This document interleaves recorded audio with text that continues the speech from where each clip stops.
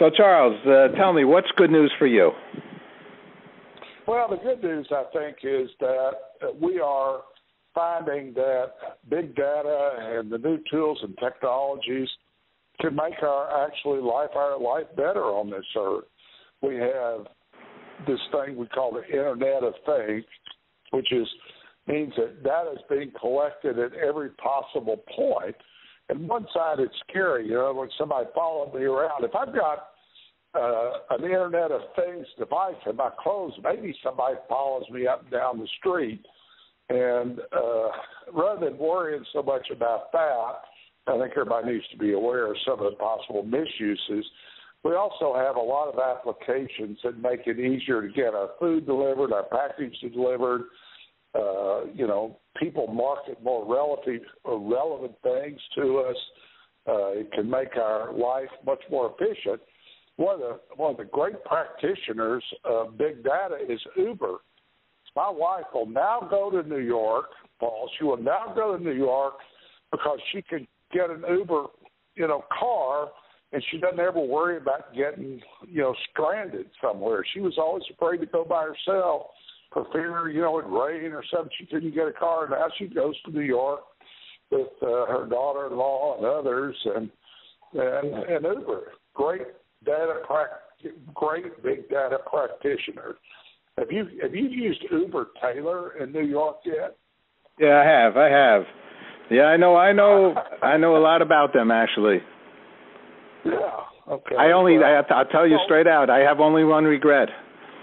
Because when I was a producer at CBS and they canceled Love of Life, the soap opera that I was on, right? I went and drove car service. And I only regret that I didn't think of Uber. Why not? Who did? I didn't either. What are you going to do? Smart tech guy, but I didn't think of it either. But I'm just giving you some examples of the things that big data is helping us with our everyday life.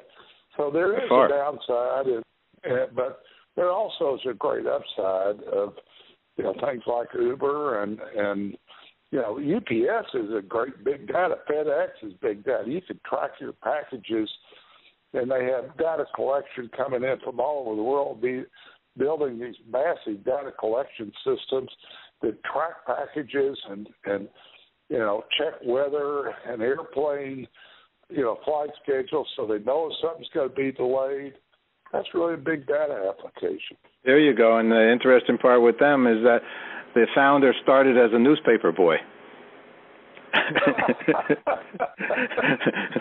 That's UPS, a newspaper boy. I think we should have. Well, I had a boy across the street that was part of my Matters of Life and Data book. He ran 2 paper routes. I used to go on the paper routes with him sometimes at 6 in the morning. But FedEx, FedEx is really an Arkansas boy, Fred Smith. Right. And sadly enough, he tried to put FedEx headquarters in Little Rock, and the Little Rock City Fathers and Airport Commission said that was a goofy-ass idea and wouldn't have any part of it. He also got a C on his paper in Yale about moving packages. Yes, well, they thought he was a dumbass, too. It's not easy. Charles, thanks so much for sharing good news with us. Thank you very much, Paul. Take care. Bye-bye. Bye-bye.